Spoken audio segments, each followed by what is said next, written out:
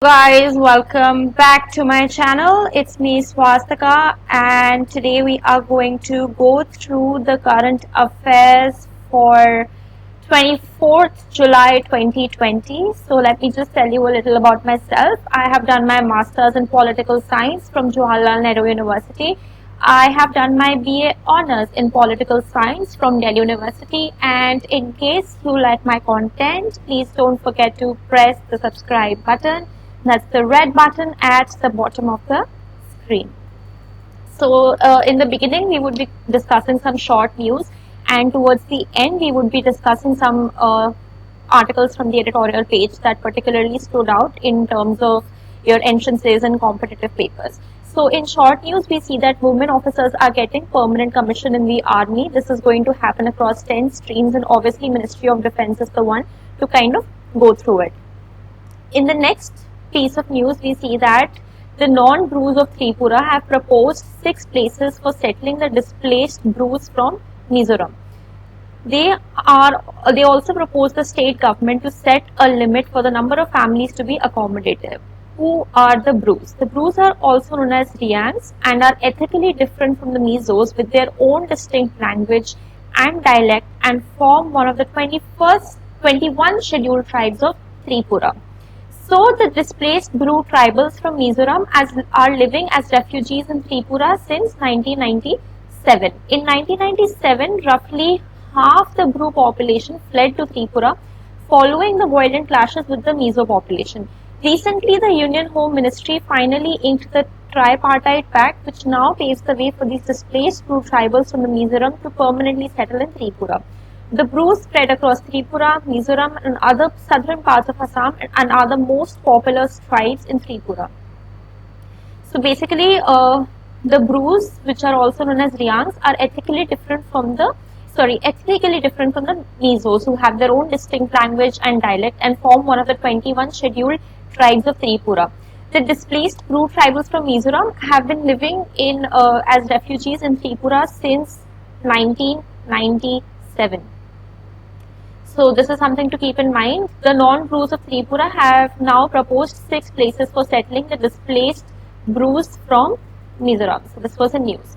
In another part, we see that a country-wide pilot of the newly developed credit protocol infrastructure for the democratization of credit to start soon. So the credit protocol infrastructure is also known as the Open Credit Enablement Network, which will mediate the interactions between loan service providers, usually fintechs, and mainstream lenders, including all large banks and NBFCs. So the key points that you have to keep in mind are that Open Credit Enablement Network will democratize credit and will help small businesses. Open Credit Enablement Network will also act as a common language for lenders and marketplaces to utilize and create innovative financial credit products at a scale. So in the next piece of news, we see that Israeli Defense Minister Research and Development Team and DRDO are to develop rapid testing of COVID-19 in under 30 seconds. So basically, Israel and India are teaming up to develop a rapid testing of coronavirus system, which will happen in less than 30 seconds. The Israeli team is to bring breakthrough emerging Israeli technologies for combating COVID-19 and support India's response to the outbreak. The technologies to be tested in India include an artificial intelligence-based online voice test and breathalyzer test, isothermal testing, and testing using polyamino acids. The isothermal testing allows for detection of virus in saliva sample with the help of a chemical reaction and produces a result within 30 minutes, while testing using polyamino acids to detect virus proteins in saliva samples in a few minutes. So this was the most interesting thing that I saw in the news, because a couple of days back, a similar feat was accomplished by Arabs, who also sent their unmanned rover called Hope to sort of go on a Mars mission. And then similarly, China also launched its most ambitious Mars mission from Henan Island, which is the south of China's mainland. If the mission succeeds, China will join the US in successfully landing a spacecraft on the Red Planet. This is basically called Tianwen 1, or the Quest for Heavenly Truth. This will look for underground water and evidence of possible ancient life. जब भी हम Mars में जाते हैं हम लोग हमेशा पानी ढूंढते हैं और एंशिएंट लाइफ के बारे में खोज करते हैं. And obviously, landing on Mars is notoriously difficult. Only the US has successfully landed a spacecraft on Martian soil, doing it 8 times since 1976. So this was in the editorial page today. The op-ed page. So this is the op-ed page, and this is the bottom part. This right here, and this article is written by Lakhvinder Singh, who is a Seoul-based geostrategist. So basically, he is saying that India and South Korean relationship, the economic partnership has been stuck at $22 billion. The defense partnership has in fact receded. The reason for that is cultural prejudices, lack of empathy, exaggeration of the worst traits. So there is a lot of cultural gap and a cultural difference between India and South Korea, and because of that, we are not in a position to sort of have a prosperous economic and defense partnership, and in fact we are seeing a decline, a kind of it's receding in fact. And secondly, of course, there is an exaggeration of the worst traits of Indian people, which the South Koreans sort of keep in mind, and because of this, Indians are not integrating well into South Korea because there is a huge racial prejudice against Indians there. So the Indian Culture Center in South Korea and cuisines and all these centers are one way of bridging this cultural gap. Obviously, certain steps have been taken to bridge the cultural gap, one of them obviously being the Indian Cultural Center in South Korea. Then there is a mix of cuisines and popular culture, so on and so forth. India and South Korea will need each other like anything, but that can only be possible if we can put our cultural differences aside. So we can have a really nice partnership with South Korea, but this can only happen if the cultural gap between the two is bridged. Before I move on, I just want to quickly go through the brief history because I feel it's important to keep that in mind, and I'm doing this towards the last part of it because I thought, why not? So anyway, the Korean Buddhist monk Haiko or Hon Jiao visited India from 723 to 729 AD and wrote the travelogue Pilgrimage to the Five Kingdoms of India, which gives a vivid account of Indian culture, politics and society. Nobel laureate Rabindranath Tagore composed a short but evocative poem, Lamp of the East, in 1929 about Korea's glorious past and its promising bright future.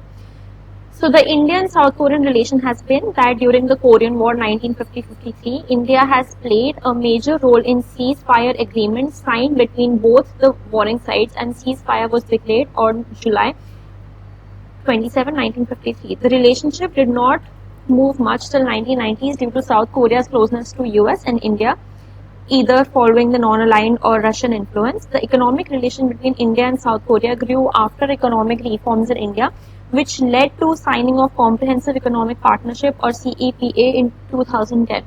Relations between India and South Korea were raised to the level of strategic partnership in January 2010 and upgraded to special strategic partnership in 2015. India has a major role to play in South Korea's southern policy, under which Korea is looking at expanding relations beyond its immediate region. Similarly, South Korea is a major player in India's Act East policy, which aims to promote economic cooperation, cultural ties, developing strategic relationships with countries in Asia Pacific. So the first thing is that the India's Act East policy, South Korea will eventually play a major role, and in the ceasefire agreement during the Korean War in 1950 to 53, India played a major role while making the agreement, and the ceasefire was then declared in 1953. So South Korea was pretty close to US, and because of that, the relationship between the two countries could not move forward until the 1990s. And India was at that point of time under the Russian influence, but the economic relationship between India and South Korea grew after economic reforms in India, which led to the signing of Comprehensive Economic Partnership or CEPA in 2010.